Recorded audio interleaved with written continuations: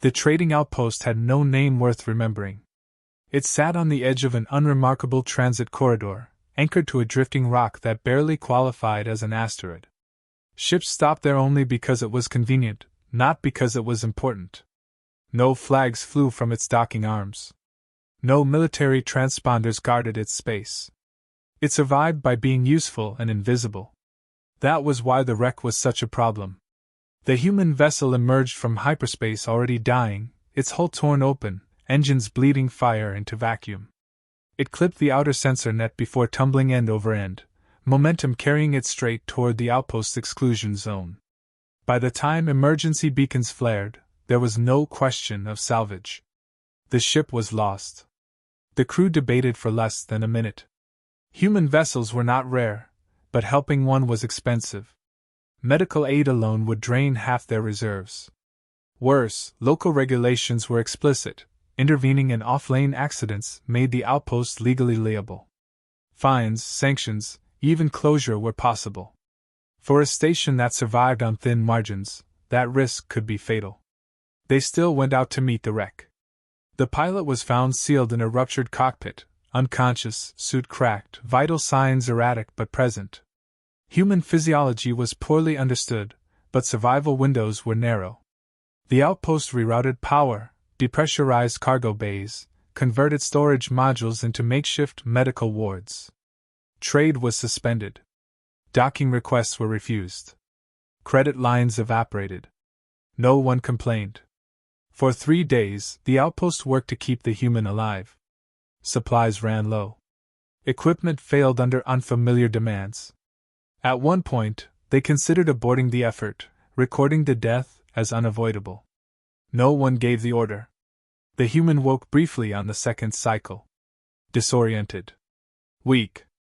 A single word made it through the translator before exhaustion pulled them back under. Thanks. When recovery stabilized, the crew arranged discreet transport to Terran space. No escort. No ceremony.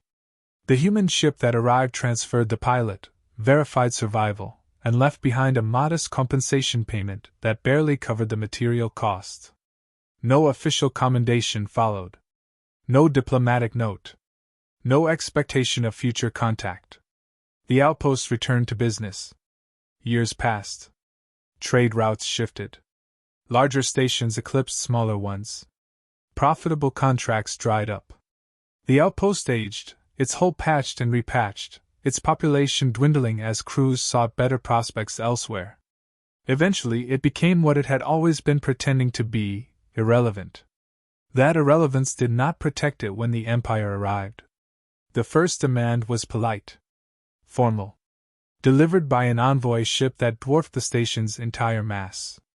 Terms were offered: submission, resource quotas, permanent oversight. Refusal would result in corrective action.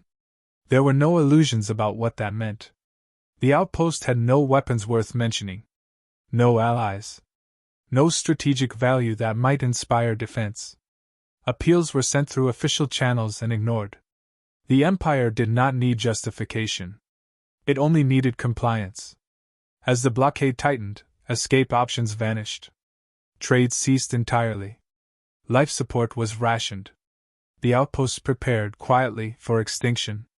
That was when an elder remembered the human. Not the face. Not the name. Just the incident. A pilot saved long ago, when saving them had cost more than it returned. The memory carried no expectation, only the fact that a human life had passed through their hands and survived. In the deepest archive, buried beneath obsolete protocols and decommissioned frequencies, they found the record. An emergency Terran channel, deprecated decades earlier. Unencrypted. Unsecure. Almost certainly unmonitored. Almost. The message they sent was simple. No demands. No accusations. Just coordinates, identification codes from an old transaction log, and a statement of need. The transmission barely met minimum power thresholds. It would scatter into noise long before reaching most of civilized space. They sent it anyway. Nothing happened. Hours passed. Then days. The Empire's deadline approached. Final warnings were issued. weapons powered up in clear, deliberate view. The outpost crew went about their duties with calm resignation. If help did not come, at least they had not begged for it loudly. Then a Terran merchant vessel altered course. Its transponder flickered, recalculated, and locked onto the outpost's coordinates. No communication followed. No explanation. It simply came. The crew watched in silence as the ship dropped from transit and took up a holding position just outside the blockade perimeter. The Empire hailed it. The merchant did not respond. Another ship followed. Then another. A long-range survey vessel. A private courier. An aging freighter that should have been decommissioned years earlier. Each arrived alone, from different vectors, ignoring challenges and warnings alike. Confusion spread through the Imperial command net. These were not military reinforcements. There was no formation, no hierarchy, no declaration. Just Terran ships, civilian, commercial, outdated, gathering without instruction. The outpost sensors struggled to track them all. A patrol cruiser arrived next, its hull unmistakably military. Then two more. Then a carrier group emerging far too close for comfort. Retired warships appeared bearing registry codes long removed from active lists, reactivated and moving with quiet purpose. Still, no message came from Earth. The Elder understood first. The call had not been ignored. It had been recognized. What they had sent was not a distress signal. It was a reminder. And somewhere across Terran space, captains who had never met the rescued pilot, who had never heard of the outpost, who owed it nothing personally, had heard it and made the same decision independently. A human had been saved. That was enough. The Empire assumed the arrivals were coincidence. Independent traders passed through contested space all the time, especially when profit margins were thin and regulations easy to ignore. The first few Terran ships were logged and dismissed as irrelevant. That assumption lasted less than an hour. More ships kept coming. From directions that made no logistical sense. From routes that should have taken weeks, not days. Some arrived running outdated drives, engines pushed far beyond safe tolerances. Others cut directly through restricted zones without hesitation, ignoring automated warnings and threat pings as if they didn't exist. The Empire hailed them again. Then issued formal orders to withdraw. Then threats. No Terran ship replied. The blockade tightened. Weapon systems tracked targets. Firing solutions were prepared but not executed. The Imperial commanders hesitated, not out of mercy, but confusion. This was not a coordinated fleet. There was no flagship. No command signal. No clear intent. And yet the Terran ships kept positioning themselves. They spread out, slow and deliberate, occupying space around the outpost in widening arcs. Merchant hulls took up station beside patrol cruisers. Survey vessels drifted into overlapping coverage zones. Civilian freighters aligned themselves with military-grade precision, as if guided by an instinct they all shared. The outpost sensors registered a disturbing pattern. The Terran ships were not forming a defensive screen. They were sealing the system. Inside Terran space, the call continued to propagate. It reached captains who had been asleep, hauling or through empty lanes.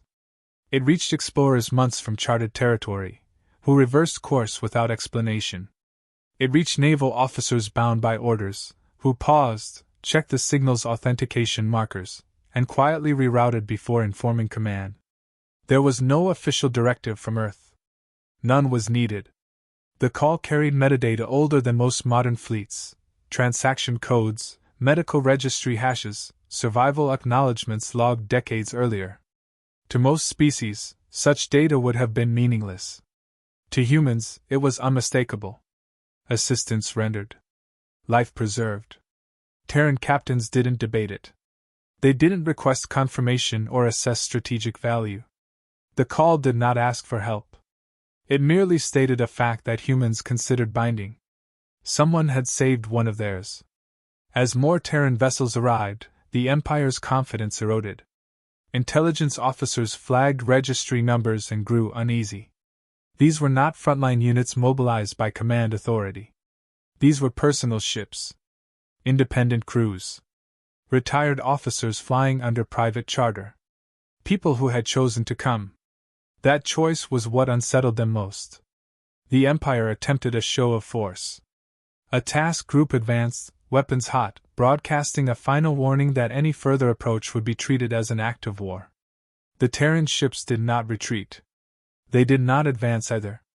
They held. A single Terran cruiser broke silence, not to the Empire, but on an open system-wide channel. "Stand down," the human voice said, calm and unadorned. "This matter does not concern you." The phrasing caught the Imperial commanders off guard. There was no threat in it. No negotiation. Just a statement of fact. The Empire responded with a declaration of sovereignty and legal authority. It cited treaties, borders, enforcement rights. The Terran cruiser did not reply. Instead, more ships arrived. The mass of them distorted local traffic calculations. Gravitational wakes overlapped. Sensor returns blurred. The Empire's targeting system struggled to maintain clean locks as Terran vessels positioned themselves with quiet precision, covering approach vectors, supply lanes, and jump points. It became clear that firing first would not end the situation quickly, or cleanly. Behind the Terran line, the outpost waited. Its crew watched in disbelief as ships bearing the same insignia as the rescued pilot's old uniform took up station nearby. Some bore damage from past conflicts. Others showed civilian wear, patched hulls and mismatched plating. None of that mattered. They were Terran, and they were present. An Imperial strategist finally asked the question no one had wanted to voice. "What do they want?" The answer arrived not from the fleet, but from a Terran admiral whose vessel had just dropped out of transit at the edge of the system. The ship was unmistakably military, its configuration modern, its power output dwarfing anything else present. The admiral did not issue threats. He did not demand surrender. He opened a channel addressed to the Empire's command authority and spoke plainly. "You are interfering with an outstanding Terran obligation," he said. "Withdraw." The Empire demanded justification. The admiral provided it without embellishment. "Years ago, this station saved a human pilot. At cost to themselves. Without expectation of reward. That debt remains unpaid." The channel went silent. Imperial legal advisors scrambled for precedent. None existed. Strategic analysts recalculated outcomes. Every projection ended the same way. Even if the Empire won the engagement, it would lose something far more valuable, its ability to act without consequence in the future. This was not a war they could frame as necessary or profitable. It was a war over a principle humans clearly considered non-negotiable. The admiral spoke again, his tone unchanged. "You can leave now," he said. "Or you can stay and learn how seriously we take our debts." The Empire withdrew. Its ships disengaged in orderly fashion, weapons powering down, formation breaking as they retreated from the system. No parting shots were fired. No insults exchanged. The Terran ships did not pursue. They simply remained until the last Imperial signal vanished from range. Only then did the Terran formation begin to disperse. One by one, ships resumed their previous routes. Merchants returned to trade lanes. Explorers turned back toward the unknown. Warships powered down and slipped quietly into transit. No speeches followed. No ceremonies. The outpost was not annexed or fortified. The Terrans did not even linger. Before departing, the admiral transmitted a single message to the station. "Debt settled," it read. Nothing more. As the final Terran ship disappeared, the outpost understood something the rest of the galaxy would take generations to accept. Humans did not measure obligation in credits, treaties, or influence. They measured it in lives. And one life, once saved, was worth everything. The Empire's retreat sent shockwaves far beyond the system. Observers across nearby sectors recorded the withdrawal and struggled to reconcile what they had seen. No decisive battle. No territorial exchange. No treaty signed under duress. A major power had simply turned away because a group of civilians had asked it to leave, and because humans had agreed.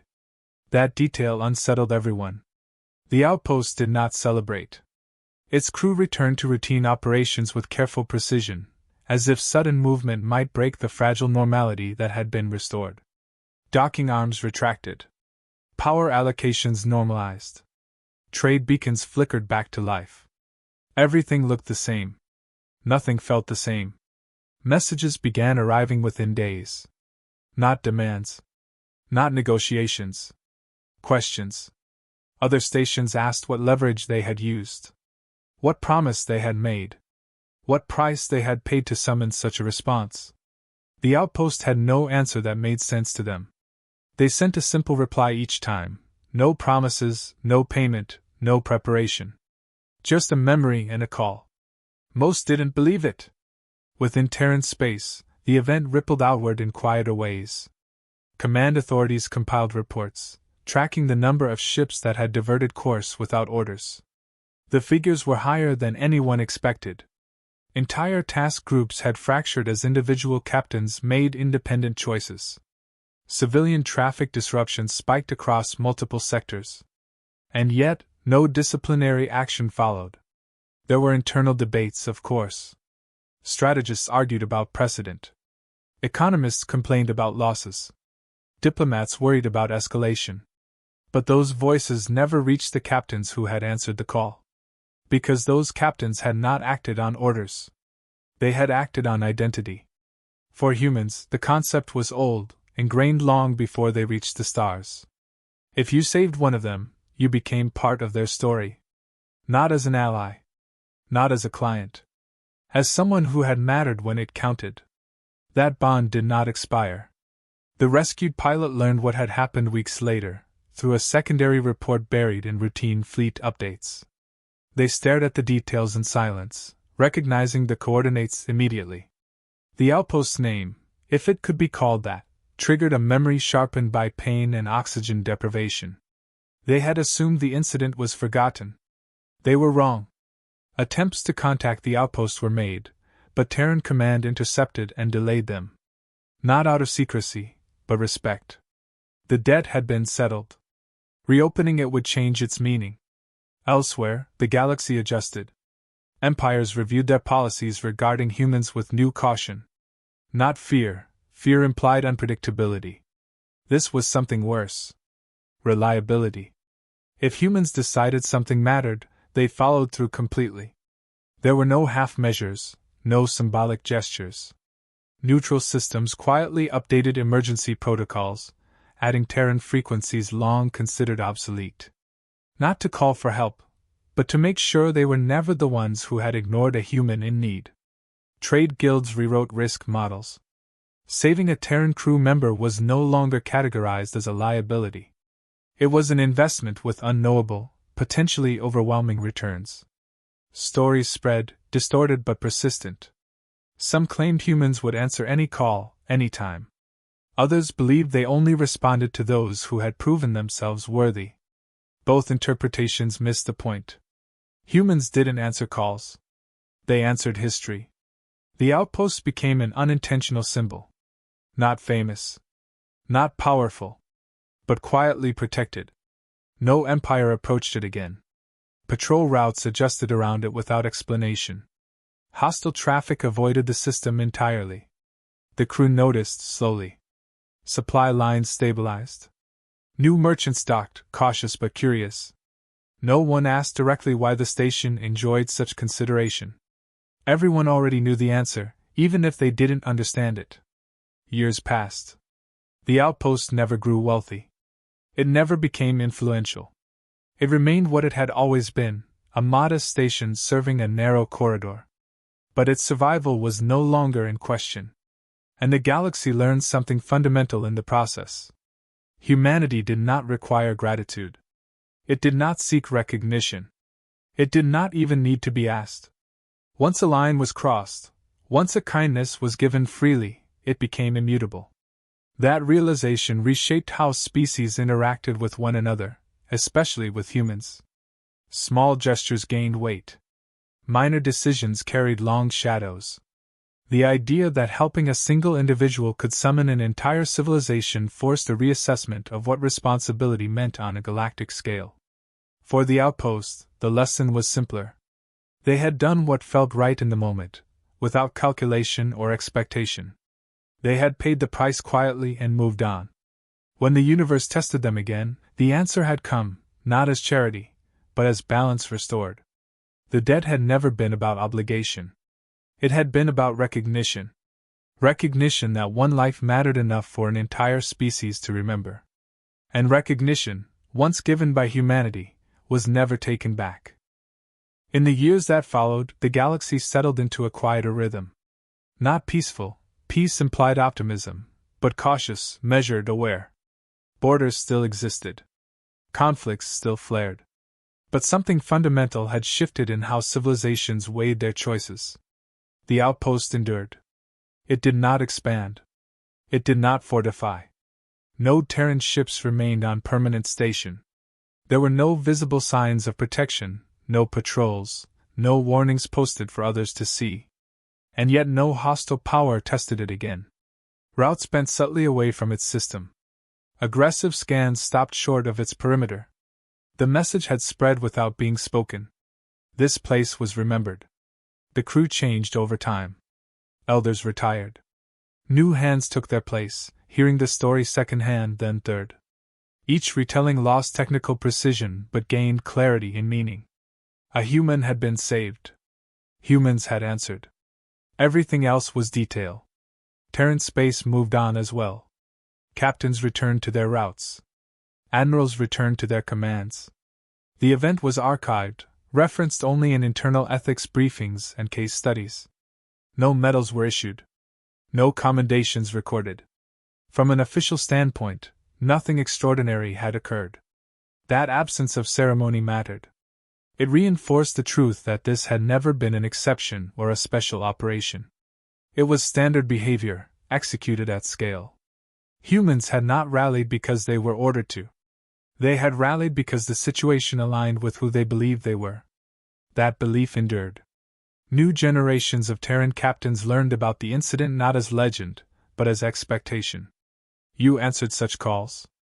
You always answered such calls. To do otherwise was not illegal, but it was unthinkable. The rescued pilot eventually retired, their career long and unremarkable by human standards. They never visited the outpost again. Not out of indifference, but understanding. Closure had already been achieved, not between individuals, but between peoples. The galaxy took longer to understand. Some species tried to imitate the behavior, hoping to earn similar loyalty. They staged rescues. They publicized aid. They kept records and waited. Nothing happened. They mistook transaction for principle. Others grew wary, interpreting humanity's response as latent threat rather than moral constant. They distanced themselves, minimized contact, avoided entanglement. Humans did not pursue them. Indifference was not hostility. Slowly, inevitably, the correct interpretation spread. Humanity did not reward kindness. Humanity reciprocated it. That distinction mattered. It meant the act had to be genuine, uncalculated, given freely, without expectation. Only then did it carry weight. For many civilizations, that was a difficult standard to meet. The outpost never asked for anything more. It continued operating quietly, maintaining docks, facilitating trade, offering shelter to passing crews regardless of origin. Not because it sought protection, but because that had always been its nature.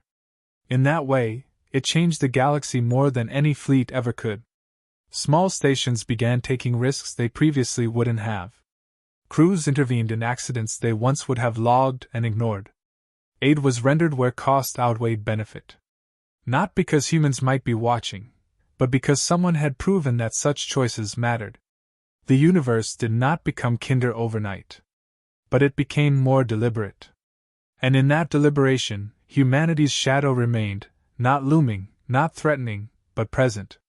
A reminder that actions echoed farther than most species ever expected. Earth remained just another system on the map. Powerful, yes, but no longer mysterious. Its people were understood now, at least in part. They were not bound together by command structures or centralized will. They were bound by memory. Memory of who helped them when it was inconvenient. Memory of who acted without calculation. Memory of debts that could not be quantified, only honored. The day the call went out, every Terran captain had answered. Not because they were compelled to, but because failing to do so would have meant something essential was lost. That understanding lingered long after the ships had gone. Long after the Empire retreated. Long after the outpost story faded into quiet certainty rather than awe. In the end, the galaxy learned that humanity's greatest strength was not its fleets or its weapons, but its refusal to forget. Forget a kindness. Forget a sacrifice. Forget that one life, once saved, was never just one life again. And so the stars endured under a simple, irreversible truth. Help a human when it matters, and humanity will remember. Not as a favor. As a bond.